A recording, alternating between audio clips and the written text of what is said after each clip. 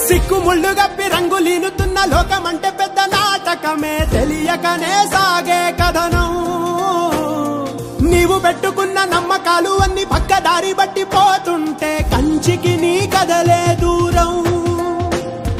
నీ చేతుల్లో ఉంది చేతల్లో చూపించి ఎదురేగి సాగాలిగా రేపేటవులో తేలాలంటే నువ్వెదురు చూడాలిగా పోటు పోటు గుండె